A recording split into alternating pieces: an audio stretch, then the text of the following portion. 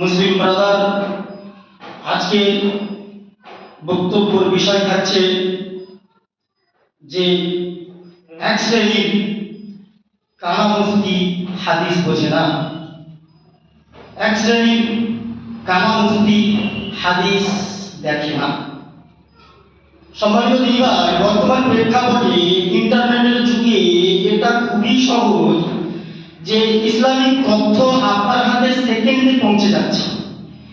তারপরেও কিন্তু আপনার বিবেক ঘোরে না, তারপরেও কিছু মানুষের বিবেক ঘোরে না, তারপরেও কিছু মানুষের চিন্তা চেতনা কোরআন ও হাদিসের উপরে ফোকাস করে না। ভুল যদি মানুষের কিছু হয়ে যায় সেটা ভিন্ন বিষয়।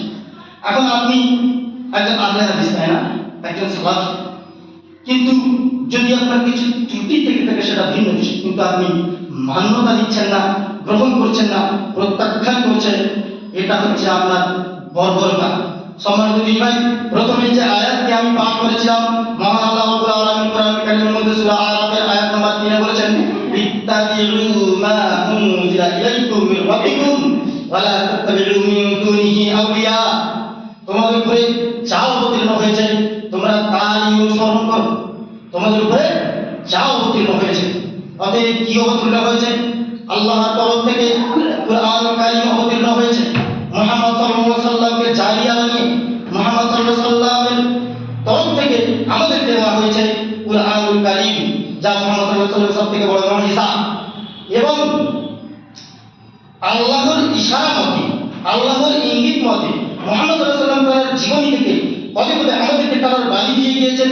এটা আল্লাহর ইঙ্গিত, ইশারাতে, হুকুমে।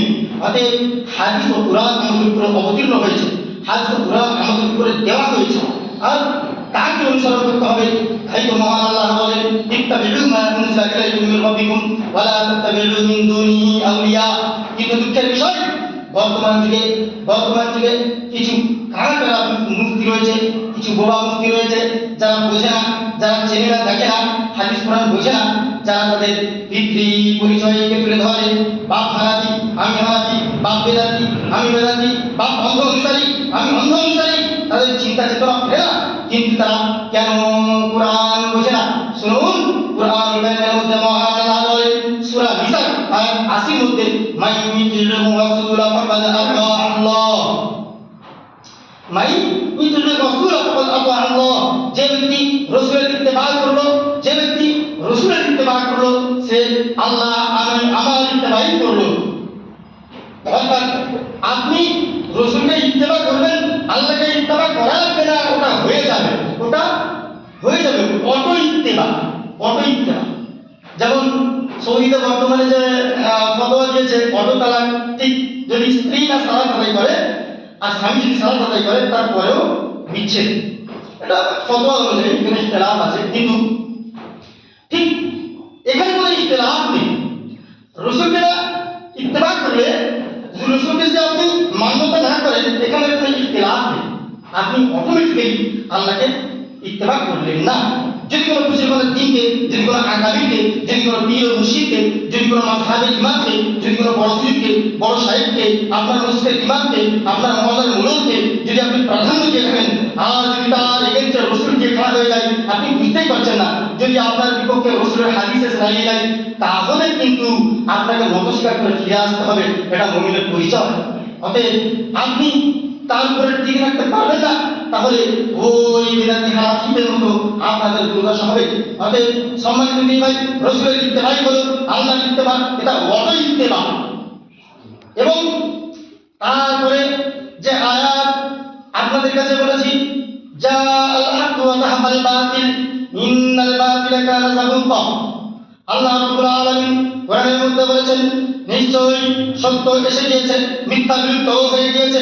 কুল জা আল হক, হে নবী আপনি বলুন, সত্য এসে গিয়েছে, ওয়া যাহাবাল বাতিল, মিথ্যা বিলুপ্ত হয়েছে, ইন্নাল বাতিলা কানা যাহুকা। নিশ্চয়ই মিথ্যা চিরতরে বিলুপ্ত হয়েছে, নিশ্চয়ই মিথ্যা ক্ষতিগ্রস্ত। সম্মানিত দিদি ভাই, সত্য এসে যাওয়ার পরেও যারা মিথ্যা গ্রহণ করে না তারা বাতিল। অন্তর আয়াতে বোঝা যায় তারা বাতিল। মানে তারা জান্নাতের পথে নেই, তারা রাসূলের অনুসারী নয়, তারা আল্লাহর উলাইকা হিজবুল্লাহ, আল্লাহর দলের অন্তর্ভুক্ত নয়। সম্মানিত দিনবার, এখন যে কথা হলো, এই যে আল্লাহ পাক রব্বুল আলামিন বারবার আপনাকে বলে দিয়েছেন, যা দিয়েছি, যা নাযিল করেছি তার উপরে টিকে থাকুন। আবার বলে দিয়েছেন রাসূলকে ইত্তেবা করো, আমাকে ইত্তেবা করা হয়ে যাবে। আবার আল্লাহ এও বলেছেন সত্য এসে গেছে, মিথ্যা বিলুপ্ত হয়েছে। তারপরও এই কিছু শ্রেণীর মানুষ তারা ফিরতে চায় না। এই জন্য আল্লাহ তাদেরকে একটা কড়া বার্তা দিয়েছে, যেহেতু তারা আসছে না, যেহেতু তারা ফিরছে না, যেহেতু তারা রোজা আল্লাহ তাদের রোজা হচ্ছে না, ফিরছে না, তাই আল্লাহ রাব্বুল আলামিন কুরআনুল কারীমের মধ্যে রাসূলকে ওই সময় মক্কার মুশরিকদেরকে বলতে বলেছেন, হে রাসূল আপনি বলুন, কুল হাতু বুরহানাকুম ইন কুনতুম সাদিকিন, কুল হাতু বুরহানাকুম ইন কুনতুম সাদিকিন, যদি তোমরা সত্যবাদী হও তাহলে তোমাদের তরফ থেকে প্রমাণ পেশ করো। এটা একটি আয়াতের টুকরো মাত্র। সম্মানিত দিন ভাই, যদি তোমরা সত্যবাদী হও তাহলে তোমাদের তরফ থেকে কি পেশ করো? প্রমাণ পেশ করো। আচ্ছা বলুন তো, সেই বাণী কি সেই মুসলিমদের জন্য তখনই প্রযোজ্য ছিল, নাকি এখন যত মুসলিম নরনারী জন্মাচ্ছে তাদের জন্য প্রযোজ্য, নাকি কিয়ামত পর্যন্ত যত আদম সন্তান আসবে তাদের জন্য প্রযোজ্য? যত হানাফি জন্ম নেবে, বেদাতি জন্ম নেবে, মাযহাবি জন্ম নেবে, যত হাদিস কোরআনের বিরোধিতাকারী জন্ম নেবে তাদের জন্য প্রযোজ্য।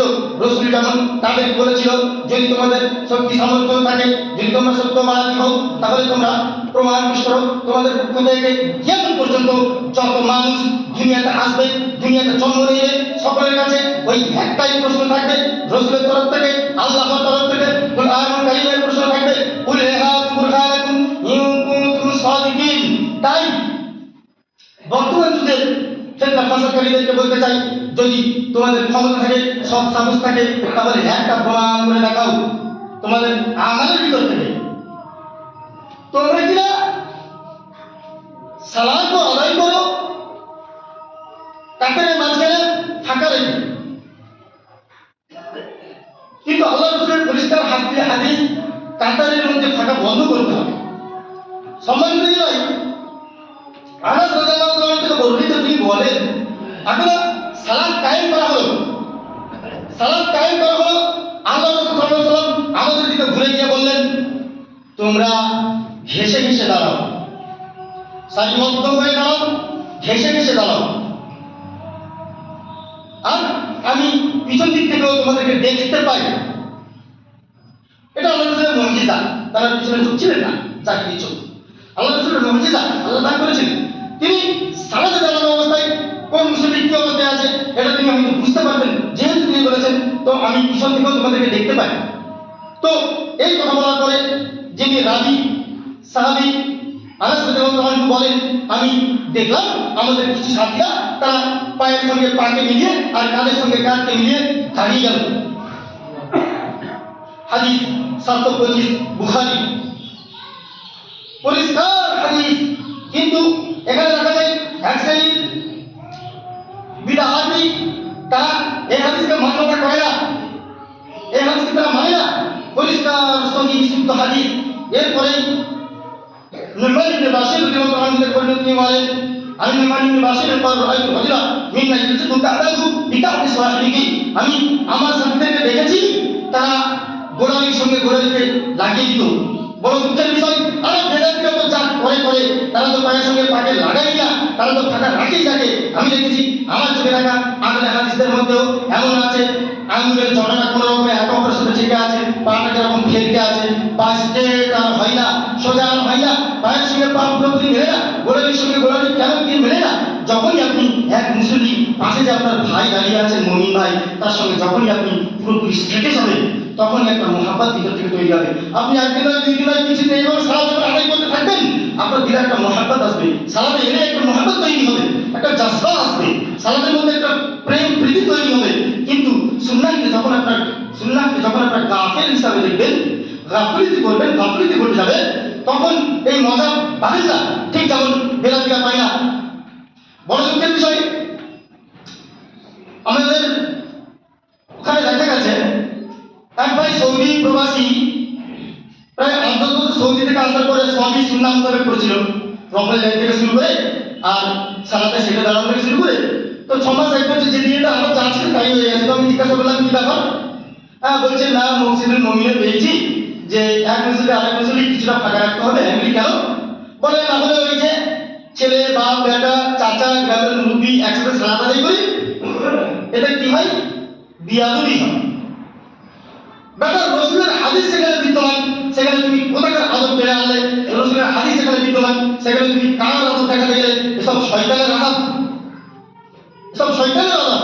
সম্মানিত দিন ভাই, তারা প্রমাণ পেশ করতে পারে না, তাদেরকে আরো যদি দলিল দেখাতে চাই, শুনুন আল্লাহ রাসূল সাল্লাল্লাহু আলাইহি সাল্লাম যে সালাতের মধ্যে রফল লাইন করতেন, মৃত্যু পর্যন্ত তিনি রফল লাইন করে গিয়েছে, মৃত্যু পর্যন্ত।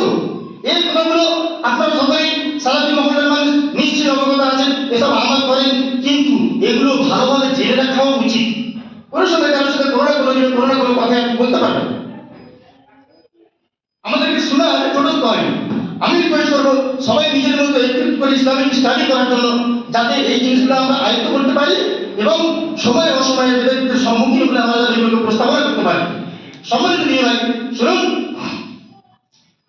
সালেম রহমতুল্লাহ আলাইহি আব্দুল্লাহ ইবনে উমর রাদিয়াল্লাহু আনহুর পুত্র, তিনি তার পিতা থেকে হাদিস বর্ণনা করেন, আল্লাহ রাসূল সাল্লাল্লাহু আলাইহি সাল্লাম যখন সালাতে দাঁড়ালেন, দুই হাতে কাঁধ পর্যন্ত উত্তোলন করলেন এবং দুই হাতে কাঁধ পর্যন্ত উত্তোলন করলেন। যখন তিনি রুকুতে গেলেন, দুই হাতে কাঁধ পর্যন্ত উত্তোলন করলেন। যখন তিনি রুকু থেকে উঠলেন, দুই হাতে কাঁধ পর্যন্ত উঠালেন। কিন্তু যখন দুই সেজদার মাঝখানে তিনি এক সেজদা করে উঠলেন, তখন আর রফল ইয়াদাইন করলেন না। সম্মানিত দিন ভাই, এই আমল আমরা করি, আমরাও দুই সেজদার মাঝখানে হাতকে উত্তোলন করি না, আমরা এই রফল ইয়াদাইন করি। এমনকি আব্দুল্লাহ ইবনে উমর রাদিয়াল্লাহু তাআলা আনহু বলেছেন, পরিষ্কারভাবে আল্লাহ রাসূল সাল্লাল্লাহু আলাইহি ওয়াসাল্লাম মৃত্যু পর্যন্ত এই আমল করে গেছে। অতএব আমরা একমাত্র নীল আকাশের নিচে একদম স্বচ্ছ ইবাদত করি, রাসূলের অনুসারী। আমরা একমাত্র রাসূলকে ফলো করি, আমাদের আমির হচ্ছে রাসূল সাল্লাল্লাহু আলাইহি ওয়াসাল্লাম, আমাদের ইমাম হচ্ছে রাসূল সাল্লাল্লাহু আলাইহি ওয়াসাল্লাম। এখানে আর কোনো বড় ইমামকে আমরা চিনি না, এখানে আর কোনো ইমামকে আমরা তোয়াক্কা করি না। অতএব এইগুলো করে আমরা চলি, এটা যেন আমরা সবসময় তাদের কাছে বলতে পারি, উপস্থাপনা করতে পারি। সম্মানিত দিদি ভাই, কিন্তু তারা এই ওয়াকাত হাদিস থাকার পরেও তারা মেনে নেয় না, তারা মেনে নেয় না, কারণ এটাই তারা সরকারের তাবেদারি করে, কারণ এটাই তারা মানুষের তাবেদারি করে। আল্লাহ রাসূলের তাবেদারি যেদিন থেকে করতে শিখবে, আল্লাহ রাসূলের অনুসরণ যেদিন থেকে করতে শিখবে, এই জাতি উপকৃত হবেই হবে। যখনই কেউ যাচাই করতে গিয়েছে, তখনই সে সালাফি হয়ে গেছে। এই কদিন আগে মারুফ বিন কাসিম, মুফতি মারুফ কাসিম সাহেব হানাফি থেকে সালাফি হয়েছে, আলহামদুলিল্লাহ। এখন প্রতিদিন সারা বিশ্বে 1 মিলিয়ন করে মানুষ আহলে হাদিস গ্রহণ করছে, আলহামদুলিল্লাহ।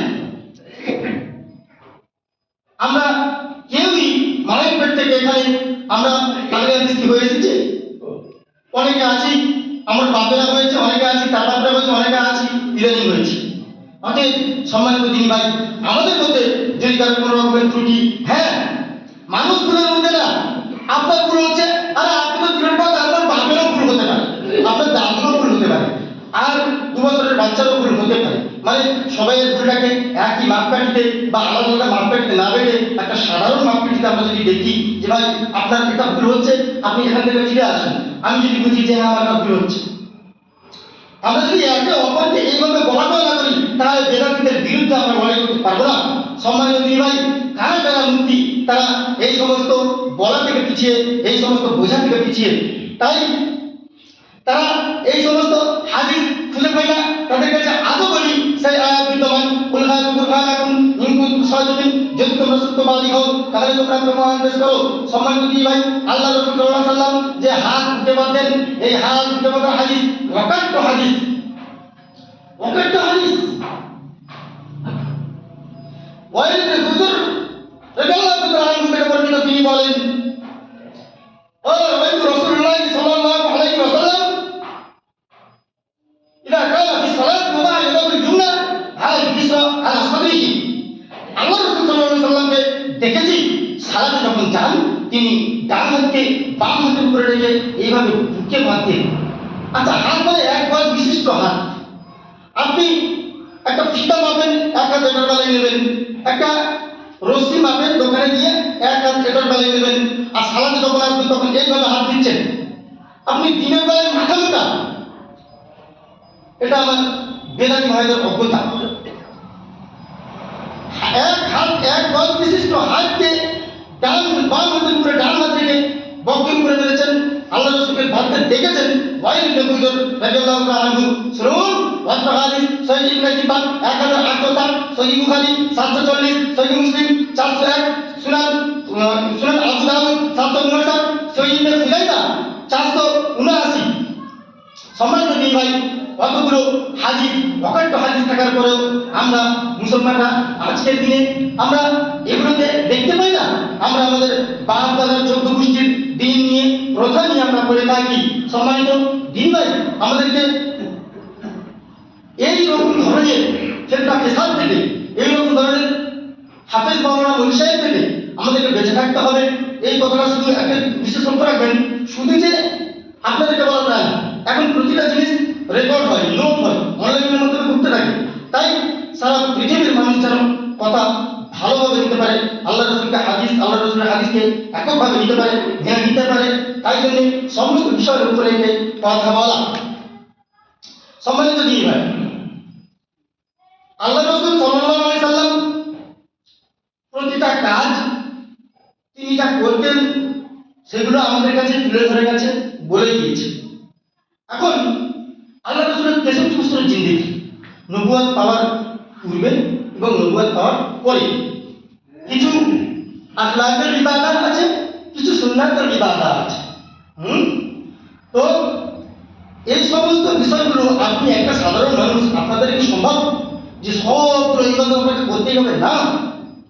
আসলে কথা হলো এটা, কিছু মূল নীতি আছে যা আপনাকে সেই মূল নীতি অবলম্বন করতে হবে, সালাত আদায় করতে হবে, সৎ ব্যবহার রাখতে হবে, পিতামাতার খেদমত করতে হবে, আর শিরক থেকে বেঁচে থাকতে হবে। কিছু মূল নীতি আছে। বাকি আপনি সালেহ যতটুকু ইবাদত করবেন সেটা যেন আল্লাহ রসুলের রুচির ভিতর হয়, আল্লাহ রসুলের কাটার ভঙ্গির ভিতর হয়, আল্লাহ রসুলের রশ্মির ভিতর হয়। যেমনটা তুমি বলেছেন যে দাওয়াত দিয়ে কামড়ে ধরে থাকো কোরআন ও হাদিসকে, তাহলে তোমরা পথভ্রষ্ট হবে না।